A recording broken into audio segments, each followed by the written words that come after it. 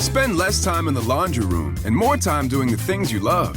Introducing the Samsung Smart Top Load Laundry Pair, now available at Lowe's. The washer's large capacity means you can fit more in every load. Plus, its super speed setting washes a full load in only 28 minutes.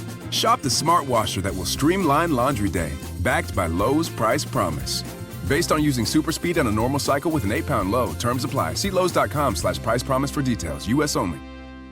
We all remember that one professor, the one everyone on campus had to take no matter what subject they taught because how much fun their class was. What if we told you there was a streaming service that had all those professors? One Day University has every must-have professor from the best colleges all across the country. One Day University, the most fun talks from the most fun professors. Available live and on demand. No homework, just the most fun you'll have while learning. Get a special offer at ondayu.com/Odyssey. Hey, this is BJ. Thanks for listening to our show's podcast. If you're a fan of all things geeky, you should check out my other podcast, BJ Shea's Geek Nation. We have new episodes every day, and you can check it out at bjgeeknation.com. Your driver's license is important so you can get back and forth to work, get your kids to school, and back and forth to daycare. If your license has been suspended because you can't pay your tickets, you can't do any of those things. Let's talk about Chapter 13 bankruptcy. You may have heard the tickets cannot be discharged, but they can be dealt with in a Chapter 13 case. Why not come in for a free consultation? The chapter you choose will make all the difference to your getting back legally on the road. Let's design a plan to pay off your tickets and restore your license immediately. I'm attorney Travis Gagne. Please contact me today at choosetherightchapter.com. That's choosetherightchapter.com. 99.9 KISW, the Rock of Seattle. Well, Vicky's favorite show, favorite comedy is probably Friends, right, Vic?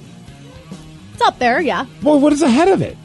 What was the other one? I really liked Game of Thrones for a while, so that was beating it up, but just comedy in general. Show. Yeah, just favorite comedy show.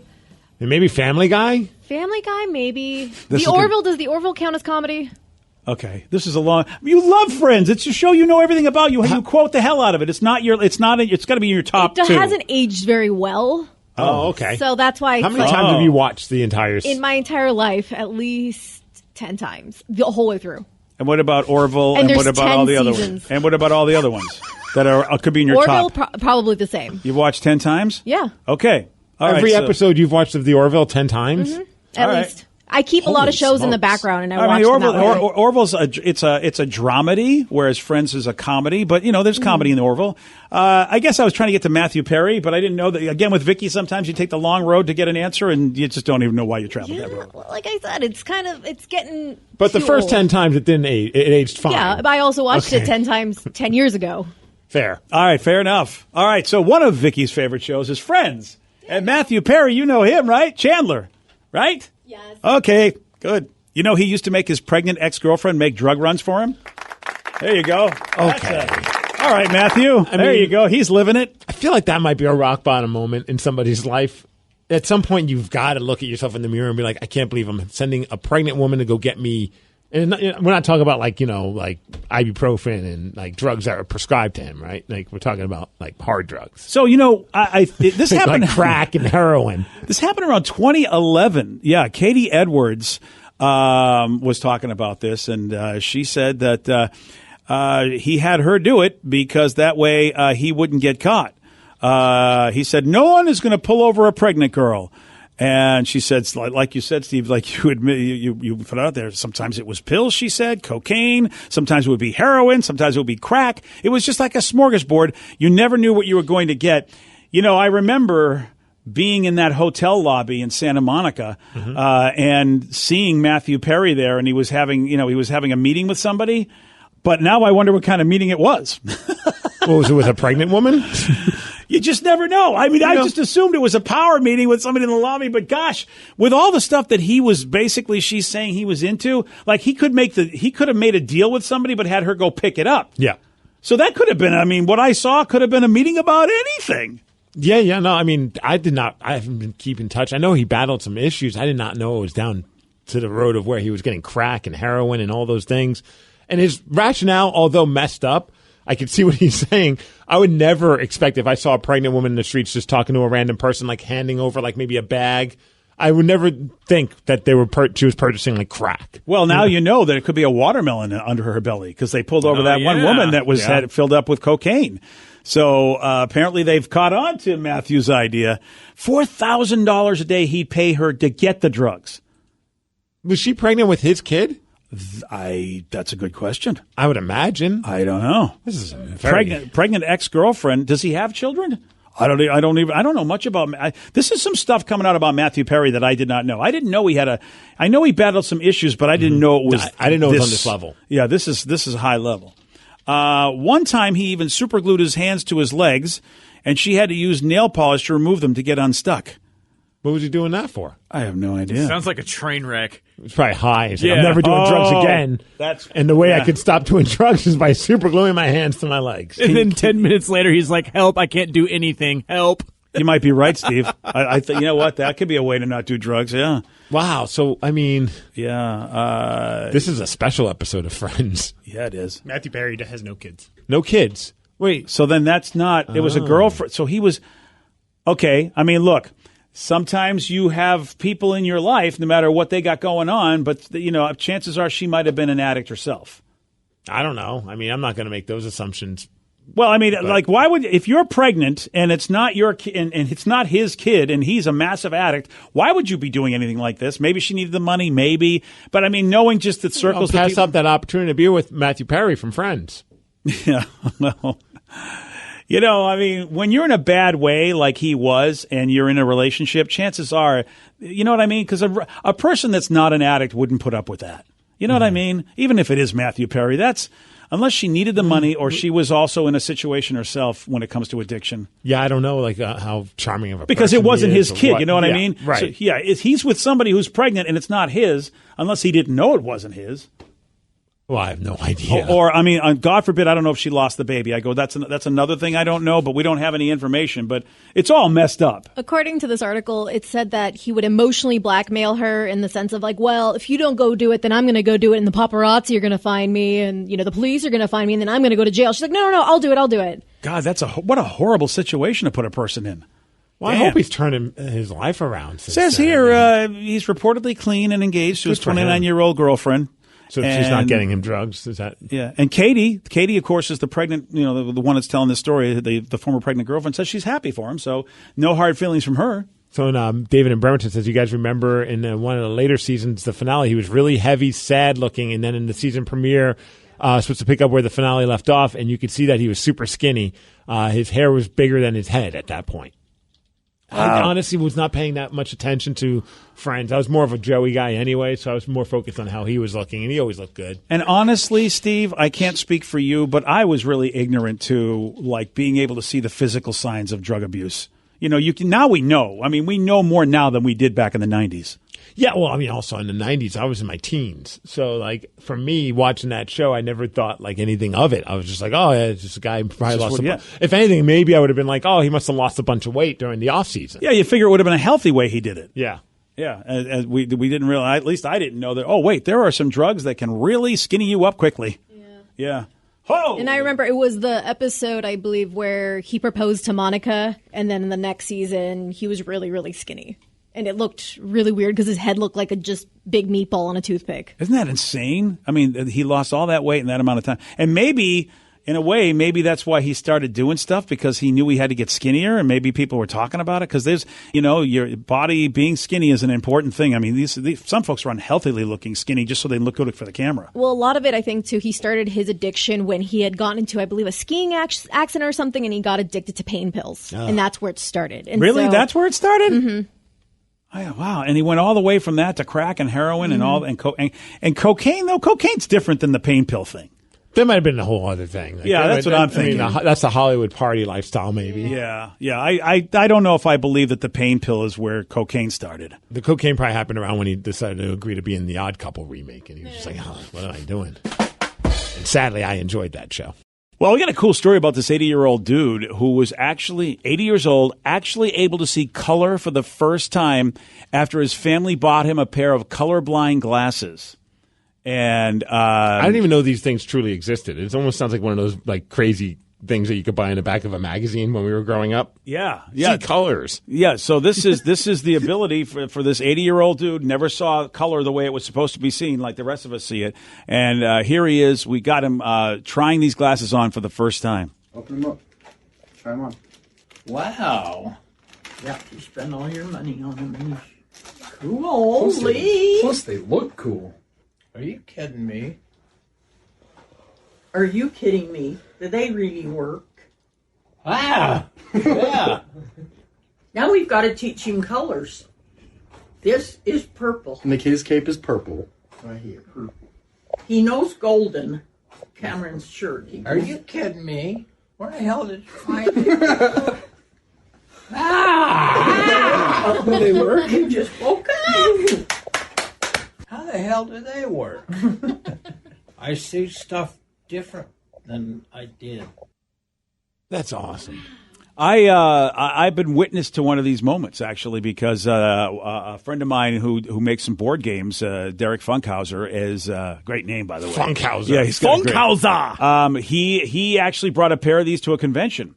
And everyone, people got different kinds of color blindness, so his didn't look exactly like this guy's stuff. It His looked like aviators that are purple. Yeah, he had his look very opaque. Like it looked like he was wearing sunglasses inside. They were a dark lens. But he was in tears when he first put these on, and he was able to see, because in board games they have done a lot to change the colors of things because there's a lot of folks that can't see colors, so green has been taken out of the color. If you have a pawn, like if you're playing games and they go, I'll be red, you'll be blue, I'll be green. Well, red and green is hard to tell apart, so he was able to finally see green for the first time because it's one of the colors that he just couldn't see very well. Wow. And we take this for granted. He was like really emotional. I remember when he was presenting his glasses for the first time, and it was like, whoa, I guess it is pretty amazing to actually see what I've been taking for granted my entire life, and that is being able to see colors of the spectrum. The video of that is so cool because that audio has been shortened down because there's like lots of long pauses because he's just staring around looking in complete awe. Like, just what the hell is going on? I mean, he's 80 years old, so for 80 years of his life, never saw color, and all of a sudden he puts on these glasses and now he can see things. Yeah. Although I'm very confused. Why did his wife go, he already knows golden? Like, what's going on in their house? Oh, yeah. Oh my God. They must be Golden Tate fans. Yeah. That's totally. what it Golden is. delicious apples. So they're mad at the Eagles as well. Yeah, they really are. Yeah, it is, because if you've ever I've gone on, like they've shown, like they've given examples online where they go, you want to see what certain colorblind things are like and what people who are colorblind see if they have a particular, and there's so many different kinds, and it's like, wow, there's so much that they don't see, because I've seen images of like, here's what this would look like to you, now here's what it looks like to them. So to have him get the vibrancy and everything like that he was never able to see before, it's pretty wild. Well, it's funny how like the wife even said that now we got to teach them what colors are. Yeah. Which that's such a weird thing to wrap my head around. Like at 80 years old, you have to understand like, what does yellow mean? What does blue mean? You know what I mean? Because like you just didn't know what the color was to associate with. Yeah, and it's frustrating because I have another friend who's also colorblind, and it can be very frustrating because when we're just doing stuff, we have to make sure, let's make sure that we can, and we do with this dude. And he's, I'm surprised you're not using that to your advantage and playing games that have lots of colors in them so you could win. Yeah, I wish you know what? I wish that was enough. But unfortunately, my skill level's bad. But just to see him maneuver through life, like to see him just go, okay, I got this, I know this. And a lot of companies have put icons in there as well, so that there's that way, that's yellow, but there's also a design in there that's going to only be with the yellow things. So that way he can at least go, all right, I can't see that that's yellow, but I can see it's the shape of a triangle, so I'll know that I'll look for the triangle thing. So, but to see him maneuver through life when it's like, man, imagine that, Steve, where we take it for granted. I surely take it for granted. And so that's kind of a cool moment for that old dude. But it took him 80 years. Thanks for playing that clip. I needed that for my day. Yeah, man, 80 years he hadn't seen color, and boom, there it is. BJ and Migs, mornings on The Rock, 99.9 KISW. Spend less time in the laundry room and more time doing the things you love. Introducing the Samsung Smart Top Load Laundry Pair, now available at Lowe's. The washer's large capacity means you can fit more in every load. Plus, its super speed setting washes a full load in only 28 minutes. Shop the smart washer that will streamline laundry day, backed by Lowe's Price Promise. Based on using super speed on a normal cycle with an 8-pound load. Terms apply. See Lowe's.com/price promise for details. U.S. only. Hey, what's up, everyone? You find yourselves trying to get your Craig Mack on and put some brand new flavor in your ear? Well, funny you should mention that because we have a brand new show that you should check out. It is called Pod Sauce. It is your podcast discovery show. Everyone's always looking for a podcast recommendation. We got lots of them for you, from true crime to pop culture. And you can join us each week as we dish on all of our favorite podcasts out there. So make sure you download the Odyssey app and search Pod Sauce, or head on over to podsauce.com. We got you covered, guys. Have we figured out how to explain deja vu? How do chameleons do that thing they do? Do you really need to wash your blue jeans? Yeah, you do, but how often? Hey, my name's Mike Simpson. I've got a podcast about curiosities. It's called I've Got Questions. We go through my list of random stuff and yours. Please participate. Send me your questions. I'll find someone to answer them. We've talked about our true crime obsession, how grocery stores are tricking us, super secret flight attendant stuff. I've Got Questions. New episodes Thursdays on Odyssey or wherever you get your podcasts. 99.9 KISW, the Rock of Seattle. A medical professor from the University of Illinois just shared the case of a 34-year-old woman who ate 5-day-old gas station sushi. Oh, boy. Oh, dear. Yeah.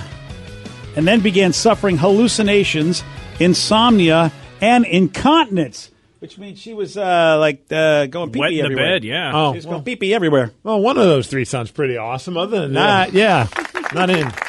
See, I already pretty much have to really go to the bathroom a lot. Don't have me have incontinence at this point. It's going to be like, geez, forget about it. But didn't she ever watch? I mean, the joke has been going on forever. They don't mess with gas station sushi. Especially if you let it sit for 5 days. Well, that on top of it, yeah. Yeah, she had all sorts of tests. Doctors were like, we don't know what the hell is going on here. She was rushed to the hospital because she had seizures, and doctors were like, whoa. Turns out she had a huge tapeworm living inside her. Okay. That's where I mean, that's I remember people had that like in the 30s and 40s and stuff. And you hear those stories about sushi, some people getting that. Oh, or some people that are like trying to make it themselves and they don't get the proper fish or like. Yeah, I don't need that. Yeah. Time to just stick with the avocado rolls, boys.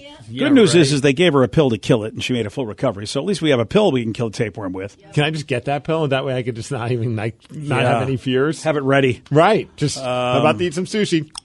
And her reason was simple. She goes, I was hungry, but all the restaurants were closed, so I just ate what was in my fridge, which was the sushi she bought 5 days earlier. What is going on in her life? Seriously, that she doesn't have any food in her fridge. Well, some people live that single lifestyle, man. They don't have anything in their fridge. They get everything takeout. I know some people like that. Wow. Like all they have is maybe like beer and condiments. Wow, I don't know that. See, I'm leftovers. I'm the frozen guy. I always have at least either cans of soup or frozen dinners. I have something at least. Well, they might have that, and maybe it's just like, I don't want to have a can of soup. So you're going to have 5-day-old sushi? Well, I would have. Personally, sushi doesn't last long enough to be 5 days old in my house. It's like I eat it that night. Yeah. I don't ever have a leftover sushi roll. Yeah, according to her, it seems I'll just like... throw it away if I couldn't finish it, but I've never not been able to finish it, so I don't know what that's like. Yeah, exactly. There's no way. And there's going to be no day-old sushi in your life. No, there's nothing. I have no leftovers from anything I order. Yeah. So she's... Yeah. Honestly, I could see this happening to my mom. Really? Yeah, what? Because she does. She's that kind of person. Couple bites. She doesn't keep a lot of stuff in her refrigerator, and I could see her just being like out at a gas station and being like, I'm hungry. I'm going to buy this," and then forgetting when she bought it, and then just being like, I'm going to have this leftover. Oh, that's bad. You know what? Yeah. At that point, tell her to stick with the corn dogs. I mean, they put expiration dates on these things, don't they? Oh, do they? I don't even know. Well, I think they do. I mean, they're legally supposed to. Or a pack day. They either put an expiration date or a pack day. One of the two they have to put on. But who's reading that? I am. Not her. Because I'm not. I don't want to die or get a tapeworm. Who's reading that? Anybody that's got a brain, Steve, should be reading that. Well, that's what I mean. Like, she's definitely not reading that. It didn't say how old she was. I wish it did. There have been times where I've taken a swig of something or eaten something. She was 34.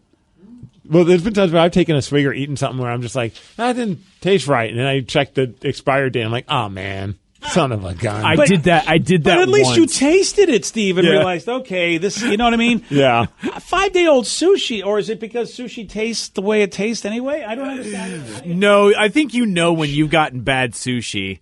At least I remember that. At 34 years old, she can't blame, being old. Is she just ignorant? Yes. Okay, all right. Well, it's a learning And hungry. experience at that point. Well, she probably lost a few pounds from it all. So I mean, Yeah. I think she got to hallucinate for a month. Your parents failed you if they don't tell you about, hey, look at expiration dates. I mean, isn't that what you're supposed to do? Tell your kid if they go on their own, prepare them for a few things like don't eat stuff that, what? I don't know. So since I used to live in Oklahoma, there would be a sushi restaurant instead of a gas station. It was actually very good and very healthy, very fresh. We're not criticizing even gas station sushi. I know some people will make fun of getting stuff at the gas station, but if you leave anything out for 5 days that was freshly prepared, like sushi is, Well, I mean, come on, it doesn't have preservatives usually. For the most part, I will stay away from any sushi at a gas station unless it's like a non-raw fish sushi. Like if it was just like a California roll or a avocado roll, I'm like, well, you can't really hurt me. But what about the hallucinations, Steve? Well, now that I know that, what about the incontinence, I man? need to find some like random sketch gas station around between here and Puyallup and get myself some sushi. Okay, random sketch gas stations. If you can identify yourself, Steve and I want to go on a trip, if you know what I mean. See, in my head, I was trying to justify. I'm like, maybe she's broke and she really just needed it. I just think she's dumb because she said she tried essential oils, melatonin, and special tea to help her sleep, but nothing worked. Oh gosh, special tea. Okay. Okay, so she's got essential oils and she's got melatonin. So she's smart enough to at least know about that world, unless she's Nancy Natural and doesn't like to. I don't know. So it says, hey, I'm a bachelor. All I have, condiments and drinks in my fridge. The rest is takeout food otherwise. I got to tell you something, Mr. Bachelor.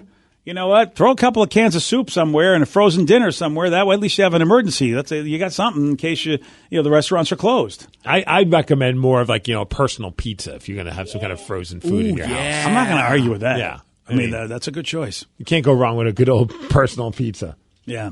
I mean, can of soup, that's the last thing I would think of making at home. Oh, sometimes. Really? Sometimes in the winter, man. Oh, it's so the good. chunky beef stews. Yes. Oh, those are so good. He's right. No, it's all about the Costco soups, man. They come in the little plastic containers. They have cream, our baked potato soups and clam chowder. Look, they're good. Those are pretty. But they don't stay long. You can leave a can of chunky soup on your shelf for a few months. And put it in the freezer. See, Ooh, I hope I don't. I'm not here. Right. I'm not Not trying gonna to argue offend with you that. guys.